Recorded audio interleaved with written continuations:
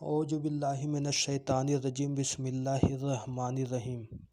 अस्सलामु अलैकुम वरहमतुल्लाहि वबरकातुहू। मेरे प्यारे आका मोहम्मद मुस्तफ़ा सल्लल्लाहु ताला अलैहि व आलिहि वसल्लम के प्यारे दीवानों, कैसे हो आप लोग। उम्मीद करता हूँ आप लोग सब खैरियत से होंगे।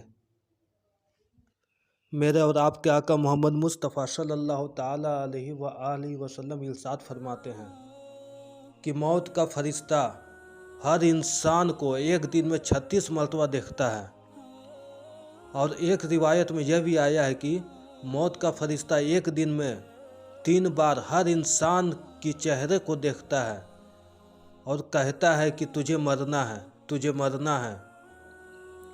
तो आप अंदाज़ा लगाएं दोस्तों कि मौत का फरिश्ता एक दिन में 36 मरतबा हर इंसान को देखता है और मौत दिन में 260 मरतबा हर इंसान को पुकार पुकार कर कहती है कि दुनिया की मोहब्बत में अल्लाह को भूलने वालों, एक दिन तुझे मौत की मज़े को चखना है, मौत की लज्जत को चखना है। मेरा और आपके आका मोहम्मद मुस्तफ़ा सल्लल्लाहु ताला अलैहि व आलिहि वसल्लम इरशाद फरमाते हैं कि एक एक बाल से रूह निकाली जाती है।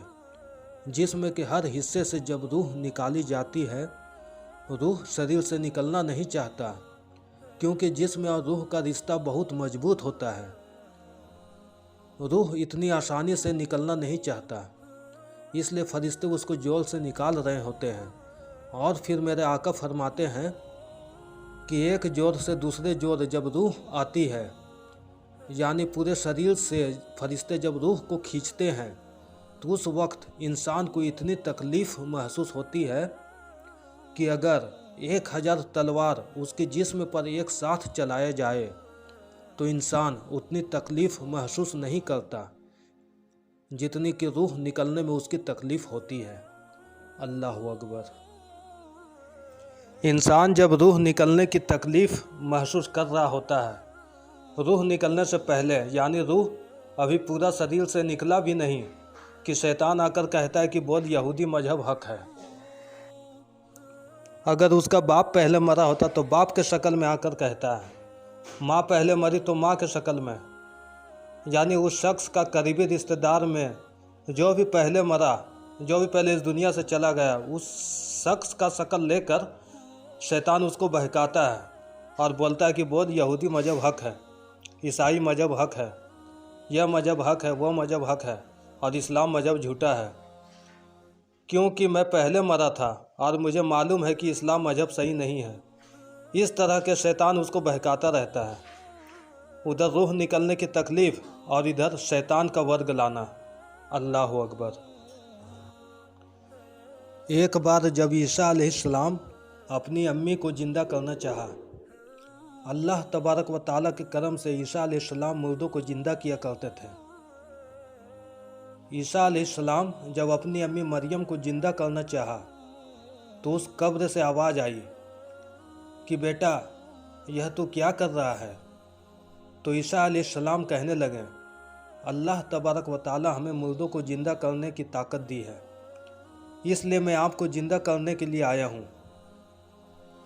तो ईसा अलैहिस्सलाम की अम्मी मरियम बोली कि नहीं बेटा, मैं दोबारा ज़िंदा नहीं होना चाहती हूँ, क्योंकि मरते वक्त मुझे इतनी तकलीफ़ महसूस हुई है कि मैं दोबारा उस तकलीफ़ को बर्दाश्त नहीं कर पाऊँगी। मरते वक्त मुझे बहुत तकलीफ़ हुई है, इसलिए मेरे अंदर इतनी ताकत नहीं है कि मैं उस तकलीफ़ को फिर से बर्दाश्त कर पाऊँगी, इसलिए बेटा तुम मुझे ज़िंदा नहीं करो। तो यह ईसा अलैहिस्सलाम की अम्मी मरियम कह रही है दोस्तों। ये वो मरियम कह रही है जिसके लिए अल्लाह तबारक व ताला कुरान में ईसा अलैहिस्सलाम की अम्मी मरियम के नाम से सूरह मरियम को नाजिल फरमाया कुरान शरीफ के अंदर।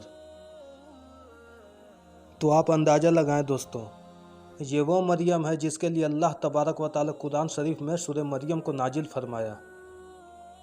जब ईसा अलैहिस्सलाम की अम्मी को मरते वक्त इतनी तकलीफ़ हुई तो फिर हमारा हाल क्या होगा दोस्तों।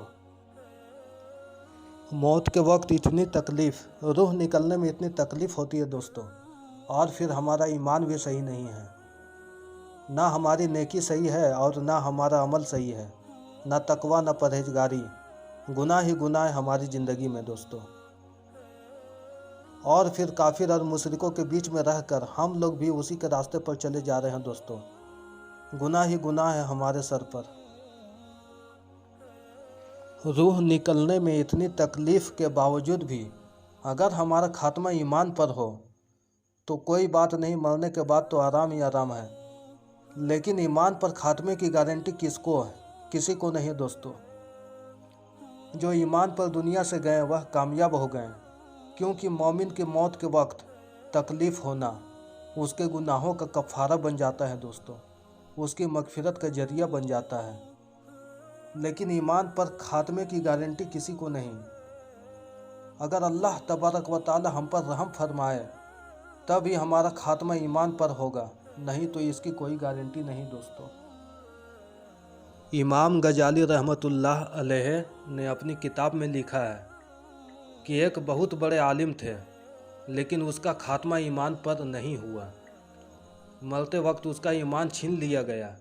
मालूम है क्यों? क्योंकि मरते वक्त वह ईसाई मजहब को हक बताया, ईसाई मजहब को वह सबके सामने सच्चा बताया। लोगों ने उसके बीवी से पूछा कि ये बहुत बड़े आलिम थे, मुत्तकी थे, परहेजगार थे, फिर इसके साथ ऐसा क्यों हुआ कि मरने से पहले वह ईसाई मजहब को हक बोलकर मरा? इतना बड़ा आलिम और परहेजगार फिर भी मरते वक्त यह इतना बड़ा कुफ्र करके क्यों मरा? क्या वजह है इसकी?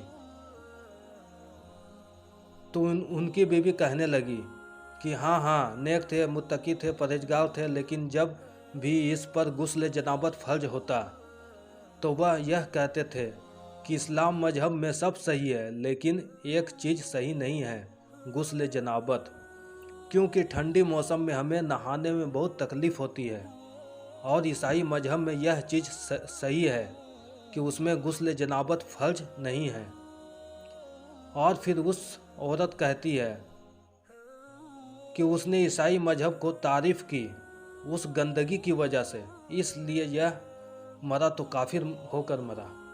अल्लाह अकबर। और फिर हमारा क्या हाल होगा दोस्तों? सर पे टोपी नहीं, चेहरे पे दाढ़ी नहीं, ईसाई के रास्ते पर चल पड़े हम लोग। अल्लाह अकबर, हमारा क्या हाल होगा दोस्तों? इसलिए दोस्तों मैं आप लोग से गुजारिश करता हूँ कि आप लोग हमेशा दुआ करें कि मेरा खात्मा ईमान पर हो। जब भी आप दुआ करें तो आप लोग यह दुआ ज़रूर करें कि मेरा खात्मा ईमान पर हो। इसलिए ईमान पर खात्मा होना सबसे बड़ी बात है दोस्तों। उम्मीद करता हूँ दोस्तों ये वीडियो आपको पसंद आई होगी। आज के लिए बस इतना, मिलता हूँ फिर अगली वीडियो में। अस्सलामु अलैकुम व रहमतुल्लाहि व बरकातुहू।